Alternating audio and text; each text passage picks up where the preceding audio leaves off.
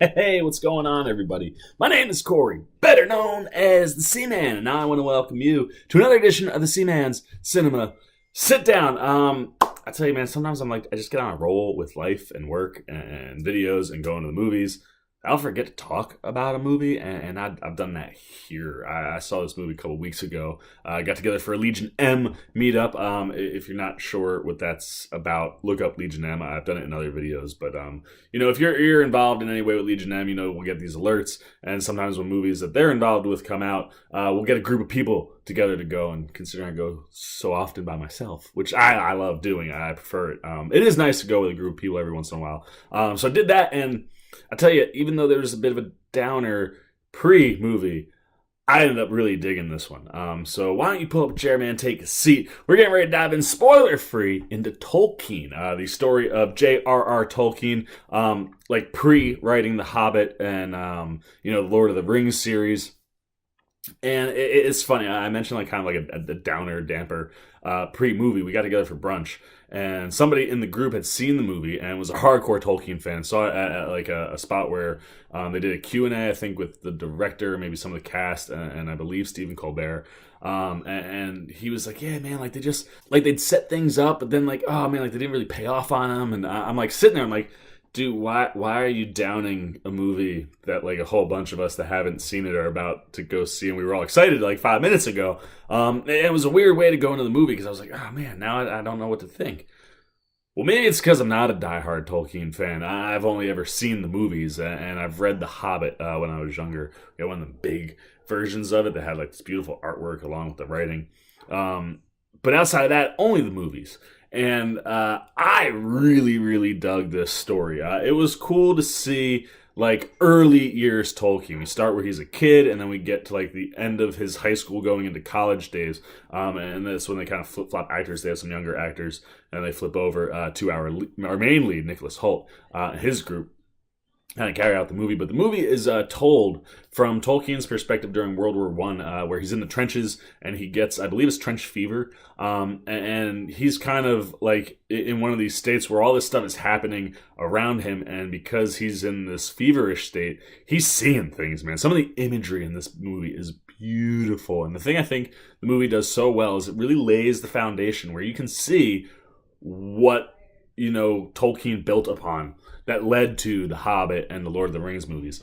And it was really cool to see them kind of build that world out. And I absolutely loved Nicholas Hoult in this movie. I hope this gets him some good buzz. It's kind of getting trumped by some bigger summer movies. But I would love to see more Nicholas Hoult. I'm a big fan of his. And he's really, really good. He drives this thing. And like I said, having him like in the war, you see kind of these like images and stuff that is very, Lord of the Rings-esque.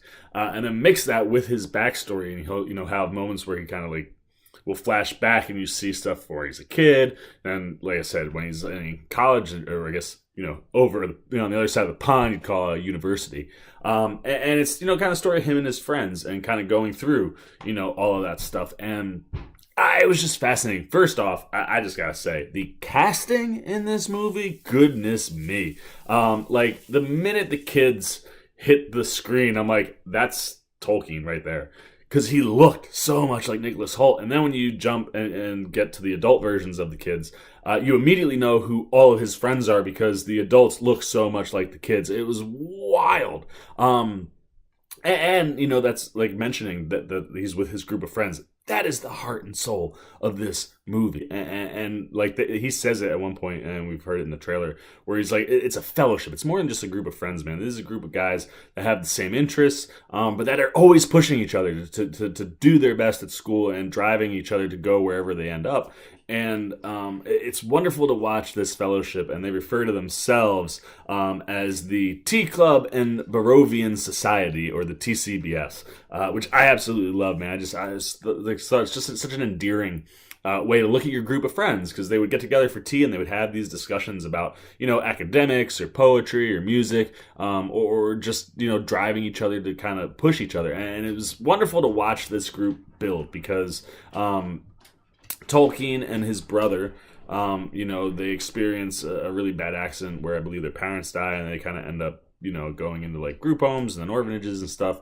And, he has a very, very tight knit bond with his brother. But then to see him kind of be an outcast early and then be brought into this group with these 3 other guys, it was just really wonderful to watch. And I love getting to watch them as kids and then to see them grow up and kind of, when they get through, what would be high school and then college and, go on into the war and all of these other things. And watching the group was just so much fun. And it's really...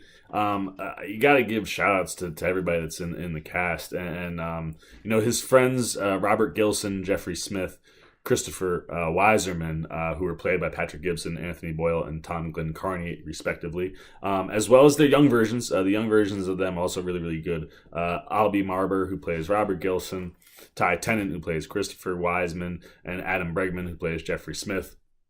Just really, really good, man. They all are very unique. They all have very unique and different personalities. So to see them mesh together, it's really, really cool. And you get a couple wonderful moments with the group, specifically when they're at Christopher's house one time and their dad, who I believe is the dean of the school, is like gone for the weekend, and they're kind of like playing pool and stuff, and you're seeing them have this camaraderie, and then of course things don't go according to plan. And I love the way they kind of work together and back each other up, and just you see this fellowship, and you understand that bond that drives Tolkien to do some of the things he does with his writing. And the other thing that obviously is great in this movie is watching the relationship he has with his future wife, Edith Bratt, played by Lily Collins. We just talked about Lily Collins because she was in Extremely Wicked, Shockingly Evil, and Vile. But she really, really, delivers, of course, another really solid performance. I loved the relationship between Tolkien and her, and how that relationship functioned, how it started, how it grew. And one of the best scenes in the movie is when they're kind of on one of their early dates, and they're supposed to go to see a show, and some the cheap seats are sold out, and expensive seats are way too expensive. So they figure out a way to kind of listen to the show, and you got to give it up to Dom Karakowski, who directs here. I'm not familiar with any of his international works, but what him and his cinematography team do during that sequence, man, it's one of these things where this movie just feels like it's just handled so delicately. It's done with so much, positive energy and love and compassion, that when you watch these little moments, man, they're so beautiful. And to watch these two kind of interact, and it's like a dance almost, with where they are. Wonderful stuff. And you get really, like I said, wonderful imagery, when he's hallucinating on the battlefield, but also really wonderful, beautiful imagery when he's with his friends and with Edith. And their story is wild, not knowing anything about them, to see how their relationship goes. I was like, oh man, you're really intrigued. And the two just have really good on-screen chemistry. So, when you have the cast that's clicking like that, and I mean everybody that shows up does a really good job. Then it's just the content, like I said, seeing that fellowship with his friends, seeing Tolkien take on language, and how he kind of built Elvish language. He kind of has conversations with Lily Collins where Edith kind of is like, well, what's the meaning behind it? You can't just have a word be a word because it sounds good. It needs to have meaning. It needs to have a story. It needs to have a background. It needs to come from somewhere. And that's what kind of made the intricacies and the depth of the language so much better when he started to apply that stuff, and how that works into his college years and stuff. I thought that was really cool, because language, obviously a major part of the Lord of the Rings and the Hobbits.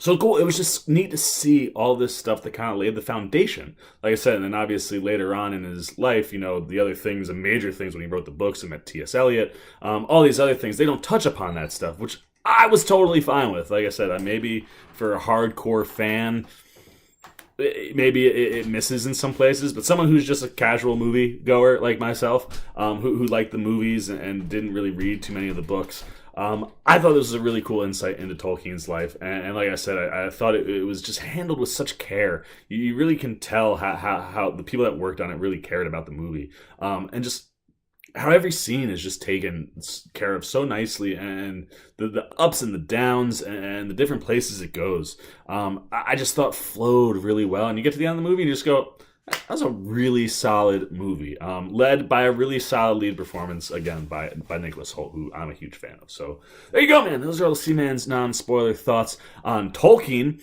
Now you gotta let me know what you're thinking, dude. Are you a casual moviegoer? Have you watched the movies? Do you not know anything about the movies or the books or Tolkien at all? If you're one of those people, did you like the movie? Did you like what it showed and how it kind of got some of the vibes of certain things that we know about Tolkien later on? And if you are a big Tolkien fan, how did the movie play for you? I obviously talked to one hardcore Tolkien fan who didn't seem to be a big fan of the movie. So I'm interested to see what you guys thought. Did you like the part of the story they told? Do you wish they would have told other stuff? Do you wish they would have alluded or gone into more depth on things? Leave all that down below in the comments. As always, if you enjoyed this video, please give me a thumbs up. And if you're new here, you want to come along on all our Seaman adventures, man, you got to go hit that subscribe button and the little bell so you can get alerts every time I make a new video. For the Seaman's Cinema Sit Down, I'm the Seaman, and I'm signing off. Peace.